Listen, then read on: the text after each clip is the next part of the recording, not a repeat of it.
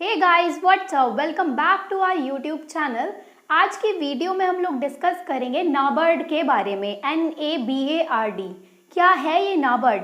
It is an financial institution. Financial institution है कैसे, वो मैं आपको बताऊंगी। देखिए, नाबार्ड की फुल फॉर्म देखते हैं सबसे पहले कि नाबार्ड होता क्या है। नाबार्ड मतलब national bank for agriculture and rural development. ठीक है, ये इसकी फुल फॉर्म है, इसको याद रखिएगा। अब अगर हम नाबार्ड के बारे में पढ़ें तो सबसे पहली चीज़ यही आती है कि नाबार्ड होता क्या है। ठीक है, इसकी फुल फॉर्म क्या होती है, तो फुल फॉर्म मैं आपको बता चुकी हूँ। अब होता क्या है, इसका मीनिंग देख लेते हैं। आप लोगों को फुल फॉर्म पता होगी ना, तो आप लोग उसी के अंदर से खुद मीनिंग निकाल लेंगे कि होता क्या है। जैसे यहाँ पर लिखा है national bank for agriculture and rural development.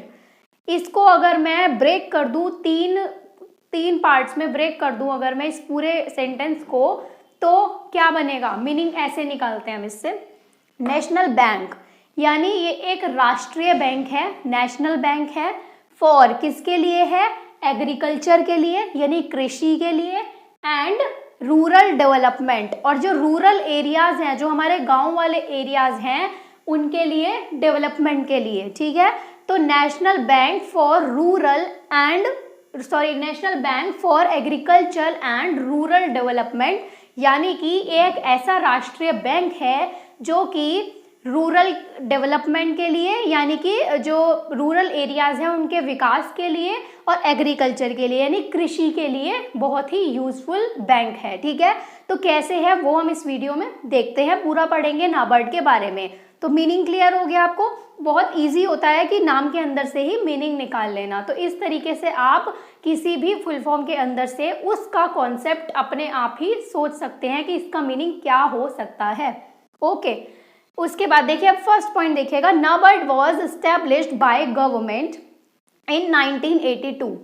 अब नाबार्ड समझ आया आपको, national bank for agriculture and rural development. ये किसने बनाया था? गवर्नमेंट ने बनाया था। कब बनाया था? 1982 में। यहाँ पर मैंने इसकी डेट लिखी हुई है, 12 जुलाई 1982 में ये एस्टैब्लिश हुआ था। तो आप लोगों से कॉम्पिटिटिव एग्जाम्स जो होते हैं आपके पीजीटी कॉमर्स के, उनमें पूछा जा सकता है, नाबार्ड की फुल फॉर्म पूछी जा सकती है, प्लस ये पूछा जा सकता है कि कब एस्टैब्लिश हुआ था। एस्टैब्लिश वाला एक क्वेश्चन मैंने हर क्वेश्चन पेपर में देखा है। ठीक है, कभी आरबीआई की एस्टैब्लिशमेंट पूछ लेते हैं, कभी सेबी की एस्टैब्लिशमेंट पूछ लेते हैं, कभी नाबार्ड की पूछ लेते हैं, किसी भी इंस्टीट्यूशन की पूछ सकते हैं। तो इस चीज को तो बिल्कुल अपने दिमाग में सेट कर लीजिएगा कि नाबार्ड कब बना था? 12 जुलाई 1982 में, 12 जुलाई 1982 में। क्लियर है? तो नाबार्ड समझ आया कि एस्टेब्लिश हुआ था गवर्नमेंट के द्वारा। कब? 12 जुलाई 1982 को। To give action and to promote rural industries. अब जैसे मैंने यहाँ पर ही आपको क्लियर कर दिया था कि बेसिकली इसके दो पर्पस थे, जो मेन पर्पस थे। एग्रीकल्चर का डेवलपमेंट करना, मतलब एग्रीकल्चर में बहुत ज्यादा ध्यान देना, और रूरल डेवलपमेंट करना, जो रूरल एरियाज हैं उनको डेवलप करना, उनका विकास करना। ठीक है, तो यही चीज यहाँ पर बताई है कि to give action and to promote rural industries. जो रूरल एरियाज में अब इंडस्ट्रीज लगी हुई हैं उनको प्रमोट करना, ये किसका उद्देश्य था? किसका था? नाबार्ड का। Okay, NABARD act 1981। अब जो ये नाबार्ड बना है, ये किस एक्ट के अंदर बना? तो नाबार्ड एक्ट है 1981। ये आपको, ये मोस्ट इंपॉर्टेंट है, आपको ध्यान रखना। एक तो ये और एक इसकी ये डेट, ये दोनों चीजें बहुत इंपॉर्टेंट है, याद रखिएगा। तो सबसे पहले एक्ट बना 1981 में, नाबार्ड एक्ट बना। उस एक्ट के अंदर ये इंस्टीट्यूशन बनाया गया। ठीक है, तो ये 1981 में एक्ट बना है, और उसके बाद 1982 में ये एस्टेब्लिशमेंट हुआ है इसका। हमेशा याद रखिएगा, कोई भी इंस्टीट्यूशन बनता है या कोई भी इस तरीके के कोई भी ऑर्गेनाइजेशन या कुछ भी एस्टेब्लिशमेंट होता है किसी का भी, तो उससे पहले एक्ट बनता है, उस एक्ट के अंदर फिर वो एस्टेब्लिशमेंट होता है उसका। ये बात हमेशा ध्यान रखना। तो अगर आपको कंफ्यूजन हो इस चीज में कि भाई 81 में एक्ट था या 81 में ये एस्टैब्लिश हुआ था, तो इस चीज से आप इसको याद रख सकते हैं कि पहले एक्ट बनता है, उसके बाद इंस्टीट्यूशन या ऑर्गेनाइजेशन एस्टैब्लिश होता है। क्लियर? ओके, अब इसके बाद आता है हेडक्वार्टर। जो ये नाबार्ड है, ये एक फाइनेंशियल इंस्टीट्यूशन है, फाइनेंशियल हेल्प प्रोवाइड करता है किसको? एग्रीकल्चर में और रूरल एरियाज में जो इंडस्ट्रीज हैं उनको डेवलप करने के लिए। तो जब, क्योंकि तभी तो इसको बैंक कहा गया है ना। इसको बैंक क्यों कहा गया है? अगर ये फाइनेंशियल इंस्टीट्यूशन नहीं होता तो इसको बैंक कहा जाता? बैंक को ही तो फाइनेंशियल इंस्टीट्यूशन बोलते हैं ना, कि फाइनेंस की किसी को आप हेल्प प्रोवाइड करा रहे हैं, वो चीज़ है यहाँ पर। तो इसके हेडक्वार्टर कहाँ पर है इसका? मुंबई महाराष्ट्र में। मुंबई महाराष्ट्र में इसका हेडक्वार्टर है नाबार्ड का। ओके, नेक्स्ट पॉइंट है it supports small scale industries. किस किस चीजों को, कौन कौन सी इंडस्ट्रीज को ये हेल्प करता है, सपोर्ट करता है?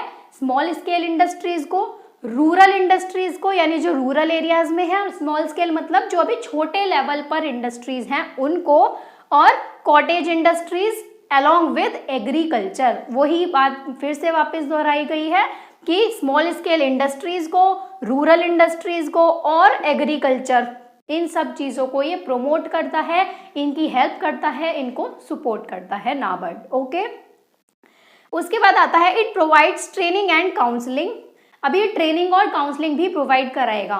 क्यों कराएगा भाई? अगर इसका मोटिव है कि इसको डेवलपमेंट कराना है रूरल एरियाज का, रूरल इंडस्ट्रीज का, तो डेवलपमेंट कैसे होगा? डेवलपमेंट ट्रेनिंग और काउंसलिंग से ही तो होगा। आप लोगों ने ग्रोथ एंड डेवलपमेंट के बारे में पढ़ा होगा, बहुत से लोग यहाँ पर ऐसे होंगे आपने ट्रेनिंग और डेवलपमेंट भी पढ़ा होगा। आपका ये उसमें आता है सिलेक्शन के प्रोसेस में, HRM में, तो आपने वहां पर पढ़ा होगा। तो डेवलपमेंट किससे होता है? मतलब ट्रेनिंग अगर आप लेंगे किसी पूरी चीज की तो आपका साथ साथ डेवलपमेंट भी होगा। तो इसीलिए डेवलपमेंट के लिए ट्रेनिंग और काउंसलिंग दी जाती है and organises development programmes. Development programmes भी ऑर्गेनाइज किए जाते हैं रूरल एंटरप्रेन्योर्स के लिए, यानी जो इंडस्ट्रीज हैं रूरल एरियाज में, जो इंडस्ट्रीज चल रही हैं उनके जो एंटरप्रेन्योर्स हैं उनको डेवलपमेंट प्रोग्राम्स में भी पार्टिसिपेट कराया जाता है, ताकि रूरल इंडस्ट्रीज जो है वो और भी ज्यादा अच्छे से ग्रो कर सकें। क्लियर है इतना? ओके, उसके बाद लास्ट पॉइंट है यहाँ पर it has adopted multipurpose strategies to promote rural business in India. अब इसकी काफ़ी सारी स्ट्रैटेजीज होती हैं, मतलब काफ़ी सारी टेक्निक्स हो सकती है, स्ट्रैटेजीज हो सकती हैं, काफ़ी सारे स्टेप्स हो सकते हैं जिनसे नाबार्ड ने क्या किया, इंडिया के अंदर जितने भी रूरल में बिजनेस है, रूरल एरियाज में, उनको प्रोमोट किया। ठीक है, तो ओवरऑल जो कॉन्सेप्ट है वो क्या निकल के आया कि नाबार्ड होता क्या है? National bank for agriculture and rural development, यानी कि नाबार्ड का मतलब एक ऐसा राष्ट्रीय बैंक जो कि हेल्प करता है एग्रीकल्चर में और रूरल इंडस्ट्रीज को डेवलप करने में, रूरल एरियाज को डेवलप करने में। ठीक है, तो इसी नाम के अंदर से जो जो चीजें निकली वही चीजें यहाँ अलग अलग पॉइंट्स में एक्सप्लेन की गई हैं। ठीक है, तो हमेशा मेरा मोटिव आपको यही होता है कि सबसे पहले उस नाम के अंदर से मीनिंग बता दूं मैं आपको, ताकि पूरा कॉन्सेप्ट बहुत अच्छे से क्लियर हो जाए। तो क्लियर हो गया होगा आई होप। अब मैं यहाँ पर आपको ये चीज बता देती हूँ कि कॉम्पिटिटिव एग्जाम्स में, यानी कि आपके DSSB, KVS, NVS, HTET और आपके PGT कॉमर्स एग्जाम या UGC नेट, इन सब में कौन कौन से क्वेश्चंस इस टॉपिक से पूछे जा सकते हैं वो मैं आपको बता देती हूँ।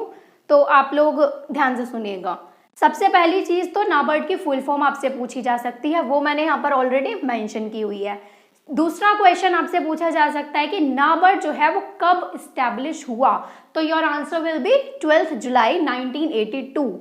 थर्ड क्वेश्चन जो यहाँ से एक बन सकता है कि कौन सा एक्ट है नाबार्ड का, तो नाबार्ड एक्ट 1981। ठीक है, तो ये थर्ड इंपॉर्टेंट क्वेश्चन बन सकता है। और फोर्थ क्वेश्चन आपका बन सकता है कि नाबार्ड का ऑब्जेक्टिव क्या है, तो फिर आपको 4 ऑप्शंस दे दिए जाएंगे, उसमें से आपको बताना होगा कि कौन सा ऑब्जेक्टिव है।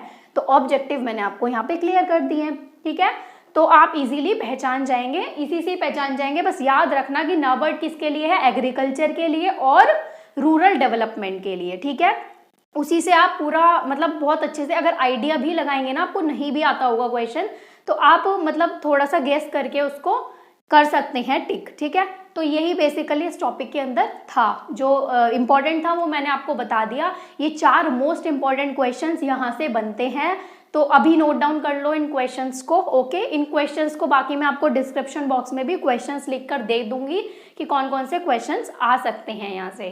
तो अगर आप लोगों को वीडियो पसंद आई तो ज़्यादा से ज़्यादा वीडियो को शेयर करना अपने फ्रेंड्स के साथ, ताकि उन लोगों को भी हेल्प मिल सके इस टॉपिक में। फिर मिलते हैं हम अपनी नेक्स्ट वीडियो में। Thank you.